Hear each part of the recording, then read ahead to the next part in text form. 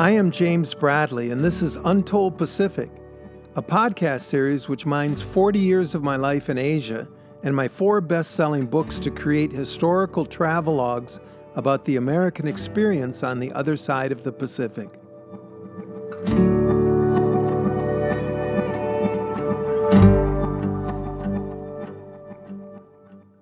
My book Flags of Our Fathers came out in May of 2000. When it hit the bestseller list, all of a sudden, it seemed like every veteran of World War II was calling me with the perfect idea for my next book. Not a lot of those ideas were so hot, but then one day I was talking to a guy named Bill Duran in Iowa. And Bill started telling me a story that was so fantastic. After only 10 minutes on the phone, I said, "Hey, Bill, what are you doing tomorrow?" As I asked the question, I was looking on the computer for flights to Des Moines, Iowa. Bill said, "No, I'm retired, 76-year-old former vet, just me and my hunting dog here." I said, "Hey, Bill, why don't you pick me up at 11:15 tomorrow at the airport?" He said, "Sure, see you then." So the next day I met Bill at the airport, met his hunting dog Stripe. We drove to Bill's house. Soon we were seated at Bill's Formica-topped kitchen table. In between us was a bowl of popcorn, 2 gin and tonics, and a pile of paper. Bill began explaining that pile of paper represented a secret war crimes trial held in Guam in 1946. In 1946, Bill was a young Navy lawyer. Every day when he would go into the trial in a Quonset hut, there would be a Marine guard who made him sign a piece of paper that he would never talk about what he was going to hear that day. Every day at the end of the trial, Bill signed another piece of paper swearing him to secrecy. What he heard in that trial bothered him all his life. It was the trial of Japanese officers for the beheading deaths of 8 American pilots on the island of Chichijima, which is right next to Iwo Jima. Some of these pilots were also cannibalized. The government thought that the facts were too terrible for the parents to know, and they dropped a veil of secrecy over the entire trial process. Bill told me, "A few years ago, I saw an article in the newspaper saying they had declassified thousands of documents from 1946, and I wondered if the trial would be part of it. I'm a lawyer. I hired someone in Washington. They did some digging, and I found the trial transcripts, and here they are." I looked at this pile of paper, and I wondered if this could be true. Bill was telling me that 8 American Flyboys had their heads cut off on the island right next to Iwo Jima. Iwo Jima is famous for having a big battle, a very famous flag raising. Bill was telling me that at the moment we had all this focus on Iwo Jima. On the island next door, there were pilots being killed, and now still, so many years later, nobody knew about it. I wonder if this could be true. And then Bill said, "Hey, there's something else." I said, "What's that?" He said, "There's a pilot that got away, a guy who was shot down and wasn't captured. His name is George Herbert Walker Bush, and he doesn't know what I'm telling you." I looked at Bill, and I thought, maybe we should stop with the gin and tonics. This couldn't be true. The former head of the CIA, the former president of the United States, shot down at Chichijima, and generations later doesn't know what happened to other flyers on that island? I didn't know if I could believe what Bill was telling me. I packed up Bill's papers, went back to the airport, and while I was waiting for my flight, I called my brother in Wisconsin, who's an attorney. I told him this incredible stories that there were 8 families across the country that didn't know that their sons had been beheaded on this island, and some of them partially eaten. My brother listened, and I said, also, George Herbert Walker Bush, former President Bush, doesn't know these facts. They were all classified. He didn't even know where to look for them. My brother listened to me and said, "This can't be true." But the story was true, and the families didn't know. I wondered to myself, should I tell these families the truth about what happened to their relative? And then I thought, if this happened to one of my brothers, would I want to know the truth? Could I handle it? My answer was yes. So I ended up contacting the families of the dead Flyboys, and I'll give you an example of one call. I phoned 88-year-old James Hall. He answered, and I said, Mr. Hall, I have some information on your brother Floyd, who died in World War II. Do you know how Floyd died? And James Hall answered, yes, Floyd was flying an airplane near Chichijima, and he crashed into the water and died. I said, is that what the government told you? He said, yes. I said, Mr. Hall, I have some other information. It could be troubling. I don't have to push it on you. You don't have to know. He said, no, tell me. I told him the incredible story of his brother Floyd Hall, who crashed into the Pacific, but who got out of the plane and made it ashore. He lived for 2 months on the island of Chichijima. They didn't shackle him. They didn't tie him up. He was walking around freely on an island with 25,000 Japanese soldiers. Where was he going to go? What was he going to do? He was taking Japanese lessons from a Japanese officer. He was going to sake parties and drinking with the soldiers. And then one day it was time to die. And Floyd Hall kneeled down and they decapitated him with a sword, cut open his stomach, took out the liver, barbecued it, and ate it. So eventually the families would know the stories, but what about George Herbert Walker Bush? When I got back from Bill's house, I wrote President Bush a letter in Texas. And I said, Mr. President, there's 8 George Bushes who were killed on this island. Their stories need to be told. You got away. You're part of this. Help me tell the story. He responded, James, thank you for your letter. I've read Flags of Our Fathers. I like the book. But you have to understand, my son just was elected President of the United States. I'm not giving interviews to the New York Times, Reader's Digest, or to you. I'm sorry. I hope you understand. I wrote him another letter, got the same response. A third letter, fourth, fifth. I wrote George Bush 7 letters. He politely declined. My son was just elected president. I'm not giving interviews. On December 7th, 2001, I found myself at the Museum of the Pacific in Texas. There were thousands of people there waiting to hear the speeches. I was one of the B speakers. The A speaker that day was former President George Herbert Walker Bush. We were waiting in the museum for President Bush to arrive, and then the cavalcade of cars came. Bush comes out, and there's a reception line to greet him. I went to the end of the line, and when someone would get behind me, I'd say, oh, no, go ahead. I made sure I was at the end of the line. I had been in the meetings business in the 1980s, and I had worked with a lot of corporate speakers. And I noticed that a speaker has to do one thing before he goes on stage. So Bush is coming down the line, shaking hands. When he gets to the end of the line, it's me. I put out my hand. I look up. George Bush is about 6'4", towering man at the age of 76. And I said, hello, Mr. President. I'm James Bradley, Flags of Our Fathers. And he said, oh, hello, James. And I said, Mr. President, do you need to use the head? And he says, yeah. Well, I had sussed out the men's room nearby, and I walked over, opened the door. What could the Secret Service do? The former president was agreeing to go to the men's room with me, and they knew who I was. So now I'm alone in the men's room at the urinal with the former president of the United States, and I have a rehearsed pitch. I said, Mr. President, Floyd Hall went down here in this bay in Chichijima, right near where you went down. He went down before you, and he made it ashore, and I told the story of Floyd Hall. George Bush listens, looks straight ahead, no reaction. We move over to the sink to wash and dry our hands, and I tell another story that I had rehearsed, very succinct with names and titles and grades so that he might be attracted to the story. Bush washes his hands, dries them, doesn't say a word. It looks friendly, but doesn't say anything, turns to the door. I open it. President walks out, and I think, what a dope I am.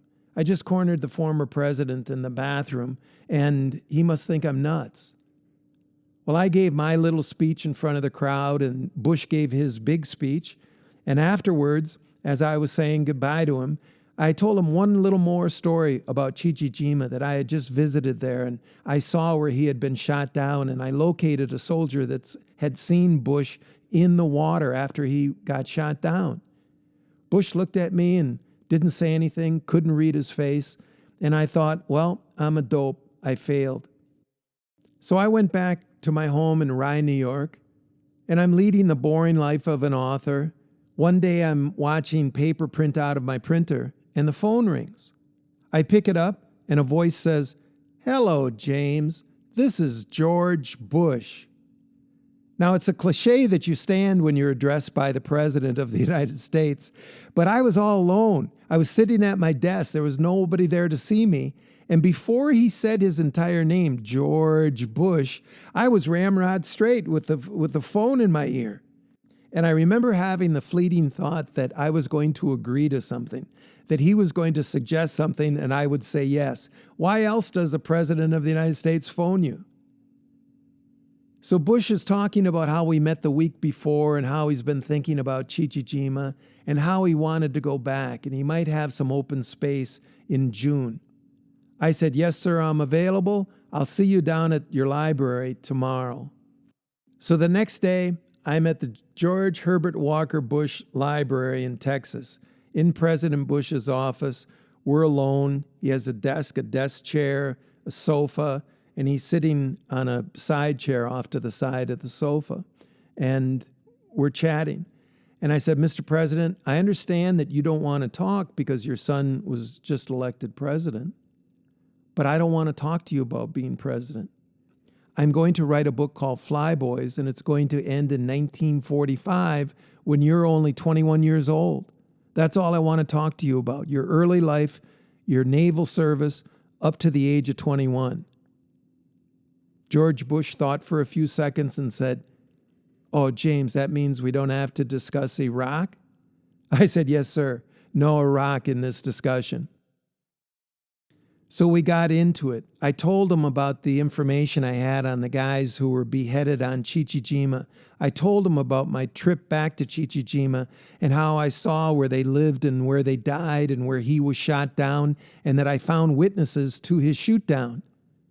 By the end of the day, George Bush said, "James, take me back to Chichijima." I did. And over the next 2 years, I learned a lot about George Bush and the Flyboys. The original Pearl Harbor Day was December 7th, 1941. That day found George Herbert Walker Bush walking across the campus of his high school, Phillips Academy in Andover, Massachusetts. George was 17 years old, and he was a big man on campus, president of some societies, a manager of the basketball team, captain of the soccer team and the baseball team. George had it made. He was already admitted to Yale. His father was the head of the largest private bank in the United States. George was a distant cousin to Queen Elizabeth. He had a golden future set up for himself. But on that walk across campus, he decided to chuck all his privileges. Someone yelled out that the Japanese had bombed Pearl Harbor.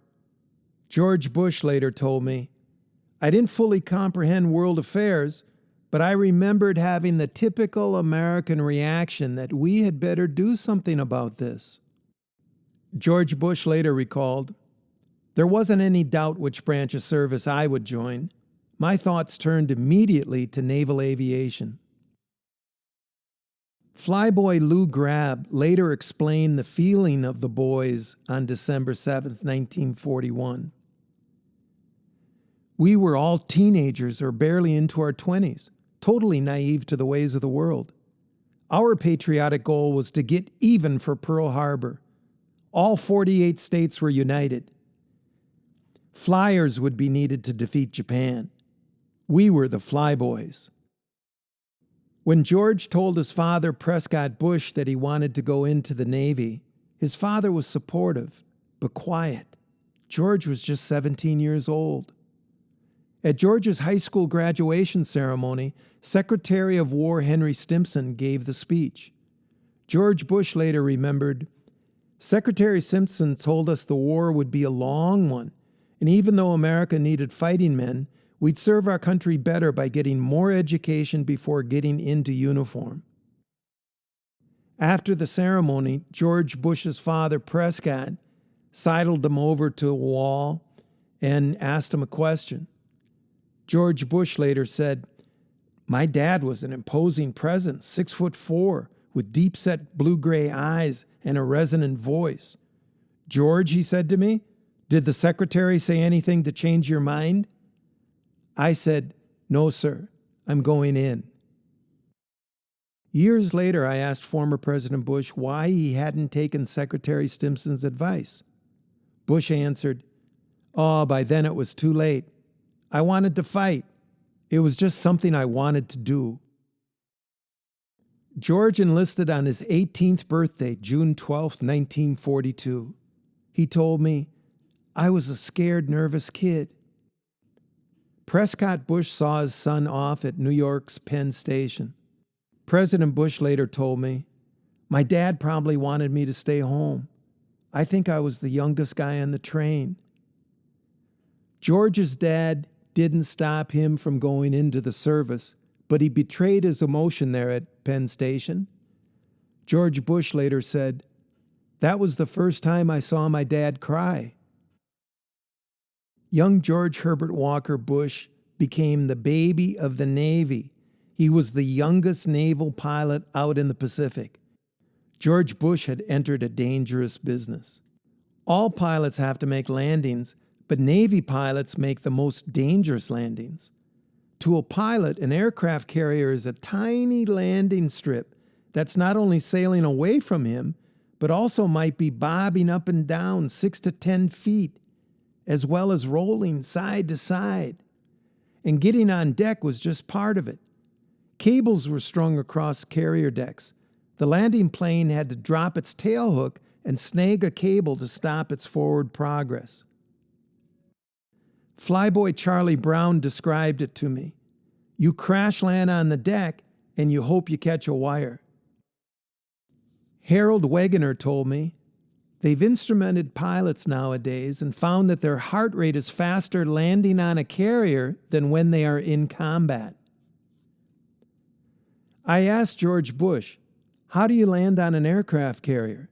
He answered with a smile, "Very carefully." Flyboy Lowell Bernard told me about practicing night landings on a carrier. Day landings are bad enough, but landing in the pitch dark with no lights whatsoever, that was the most terrifying thing I ever did. Flyboy Harold Wegener told me about a night landing. There were no stars, no horizon, no lights, and you couldn't see the water. We were flying on instruments alone. 2 planes went into the water. When I got out of my plane, I was soaking wet. Terror and sweat. By the fall of 1944, Flyboy George Bush was out in the Pacific flying Avenger airplanes off an aircraft carrier. He named his airplane Barbara after his girlfriend.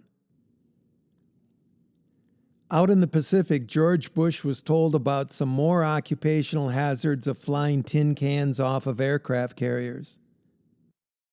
Flyboy Bill Hazerhurst told me, "We were taught that if we were captured by the Japanese, we would be tortured to give them some intelligence. And it was dangerous just to be on an aircraft carrier." George Bush remembered seeing a pilot's leg as it was sliding down the deck. The bloody leg came to rest just in front of George Bush. The pilot's tailhook had missed the arresting wire. The plane slammed into a metal barrier. George Bush told me, the pilot's severed leg was quivering and separated from the body. The poor guy got cut in half. We young guys were standing there stunned.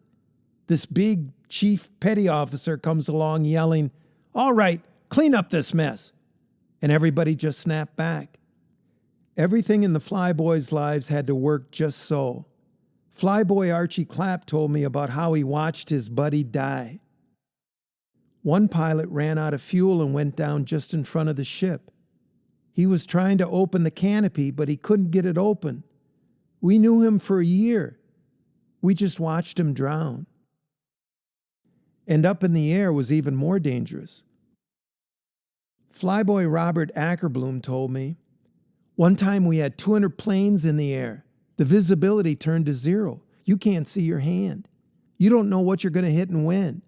Jesus, guys died up there in collisions. That's spooky. You can't see your hand. That's hazardous duty. Flyboys flew over the trackless Pacific Ocean. Many pilots simply vanished. There's the story of George Bush's first flight. He took off with a number of pilots. One of them was a bunkmate. His bunkmate didn't come back. George Bush just waited. There's that empty feeling when you realize he's not coming back. George Bush went to his room, got up in his bunk with his buddy's empty bunk below him, and cried all night. Flyboy Rowdy Dowd told me about the fearless Flyboys. Once my plane was going down, and I thought this was the end. We didn't crash. We made it back to the carrier. I was trying to talk, but nothing would come out. I lost my speech because of the terror. My officer said, "Don't worry. Go to the sick bay, get a half a pint of brandy. You'll be fine." He was right. I recovered. Any one of us could have said, "I don't want to fly," at any time. No one made us get in those planes. I'd look out the window thousands of feet up and see one of their shells come right up to the airplane, as big as a plate. That one shell could put you in heaven. Everybody was afraid. We knew this was a risky business. We weren't afraid like a kid afraid in the dark. It was about going down where no one would find you, not seeing your mom, your dad, and the girl you want to marry. That's afraid. Your brain tells you not to get into that airplane because you'll die a nasty death. But our brains also told us that we had to do something for our country.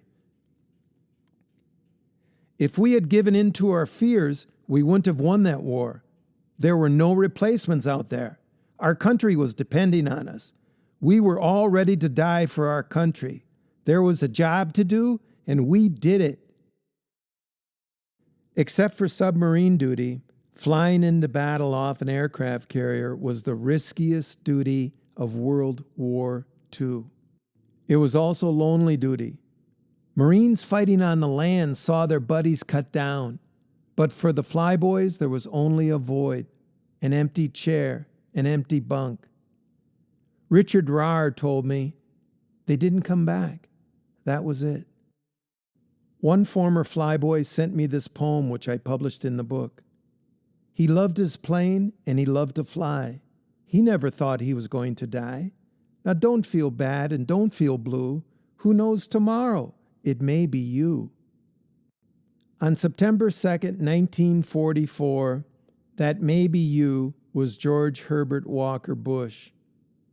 Back on the carrier, they were briefed that they had to hit the radio stations on Chichijima. After the briefing, his buddy Ted White saw him and said, "What are you hitting today, George?" Bush answered, "The radio station on Chichijima." Ted White said, "Can I come along?" George had planned to fly that day with his regular crew, Leo Nadeau and John Delaney, but Ted asked if he could replace Leo.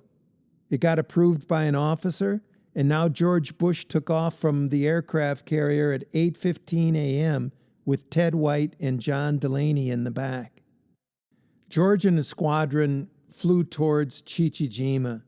The target was the two radio stations up on their mountains. One plane went through the clouds and dropped its bombs. The second plane came down. Anti-aircraft fire was now aimed correctly. They saw where the planes were coming from. George was the third to go down.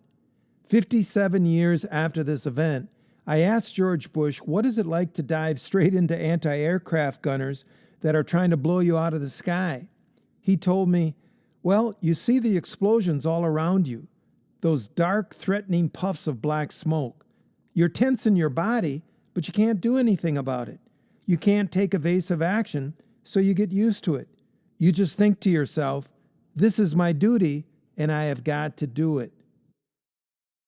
Bush paused for a moment and then added, and of course, you always think somebody else is going to get hit. As Bush was coming in to bomb, a Japanese shell tore into his plane. Bush later recalled, there was a fierce jolt and it lifted the plane forward. We were probably falling at a speed of 190 miles an hour. Smoke was coming out from the engine. I couldn't see the controls. I saw flames running along the wings to the fuel tanks. I thought, man, this is really bad.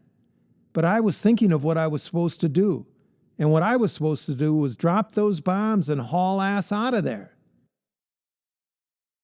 George Bush did his duty. He dropped the bombs on the radio station. Only then did he take evasive action. He skidded the plane sideways to take the pressure off the back door so his buddies could get out. He couldn't see him. He couldn't communicate with him. He just tried to give him enough time. Then, in this burning plane, it was time for him to get out. George Bush told me, I unfastened my seatbelt and dove out and down to avoid the tail. But I pulled the cord too quickly, and the tail came up and hit me in the head. George Bush fell to the water. His plane exploded in a ball of flame. Today, nobody knows the fate of his 2 crewmen. Now George was bleeding, alone in the Pacific. An airplane dropped a life raft, but those planes had to abandon him and get back to the carrier because they'd run out of fuel. Now George Bush was alone in the Pacific Ocean with 25,000 angry Japanese that he had just been trying to bomb. Bush later told me, I could see the island. I started paddling with my hands, leaning over the front of the raft, paddling as hard as I could. A Portuguese man-o-war had stung my arm and it hurt. I had swallowed a few pints of water and I was vomiting. My head was bleeding. I was all alone and I was wondering if I'd make it. George Bush was in even more trouble than he could imagine. The current was pushing him towards Chichijima, and some small boats had been launched from the island to capture him. Flyboy Charlie Bynum said, I saw those small boats heading his way and I thought, oh man, Bush is a goner. But 2 American planes strafed the boats and they went away. After paddling his raft and praying for 3 hours and 13 minutes, George Bush saw a black dot emerge from the water about 100 yards away. He later told me, the dot grew larger. First a periscope, then the conning tower, then the hull of a submarine emerged from the depths. At first I thought maybe I was delirious. And when I concluded that it was a submarine, I thought, oh no, it's a Japanese submarine, I'm a goner. It just seemed too lucky and too far-fetched that it would be an American submarine. But in a story where truth is stranger than fiction, the guy who gets away goes on to become the President of the United States. Some submariners threw Bush a rope. He pulled himself up, looked at his rescuers and said, happy to be aboard.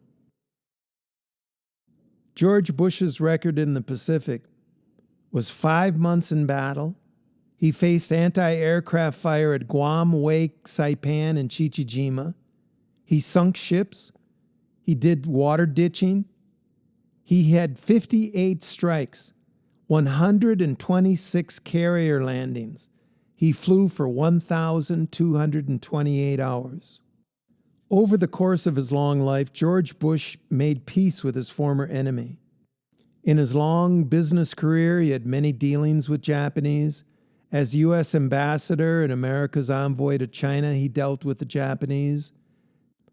In 1989, President Bush endured political heat for attending the funeral of Emperor Hirohito. And at a Pearl Harbor remembrance ceremony in Hawaii on December 7, 1991, he stood before American and Japanese veterans and declared, I hold no rancor in my heart for my former enemy. On Tuesday, June 17, 2002, I stood on Iwo Jima's tarmac. I watched President Bush's jet arrive. I greeted him. Welcome to Iwo Jima, Mr. President. We walked the black sands of Iwo Jima. We ascended Mount Suribachi where the boys raised a flag. Dwight D. Eisenhower is the only other president to have walked that sacred ground. The next day, June 18th, we awakened to an Iwo Jima sunrise, got on a helicopter, and choppered over to the next island, Chichijima. The whole island turned out to greet President Bush. All 2,000 of them. 4-foot-tall Japanese women squealed and hugged his legs. I took President Bush on a tour of the island. We saw the radio station that he had bombed. Its walls were 4 feet thick. He had done very little damage. We went to various spots in the footsteps of the Flyboys, where they lived, where they ate, where they died, where they were buried. We stood on a cliff with Japanese soldiers who remembered seeing Bush shot down. I heard President Bush give a loving and emotional speech to the population of Chichijima at lunch. I saw him embrace former enemies. These guys, Japanese soldiers with Bush, they had hated each other in their 20s. Now I saw them hug each other with tears in their eyes, and I learned something about that funny thing that we call war. I'll always remember the first time I met President Bush. It was in the office of his library down in Texas. I interviewed him there about Chichijima. I told him about the Flyboy information I had. We talked about going back to Chichijima. After about 3 hours of talking, George Bush said to me, "Say, James, do you have any information on my buddies who went down with me that day?" I was surprised by the question. He had run for president, he had been vice president, he had been in campaigns, he had been interviewed 1 billion times. I thought this would have been dug up by the press before. And I said, "No, Mr. President, I'm sorry. I don't have any information on your buddies." He looked at me and he said, "It always plagues me whether I gave them enough time to get out." Well, at that moment, I was looking at arguably the most successful man in the world. He was a former president. His son was president. But I could see that survivor's guilt that I had seen on so many veterans' faces. I looked at him and I said, "Mr. President, I and everybody who studied this thinks you did all you could. And I just feel bad that you were put in that position, which gives you those feelings today." There was a silence, and as if to break that silence, George Bush stood up. I looked down at my computer to continue to put it away. And then I noticed out of the corner of my eye that he didn't walk back to his desk. He went over to his window. He was standing there with his right hand in his pocket. His sport coat was rumpled. He looked out into the sky. The Texas sun was hitting his face. And then I heard the former Flyboy say, "I think about those guys all the time."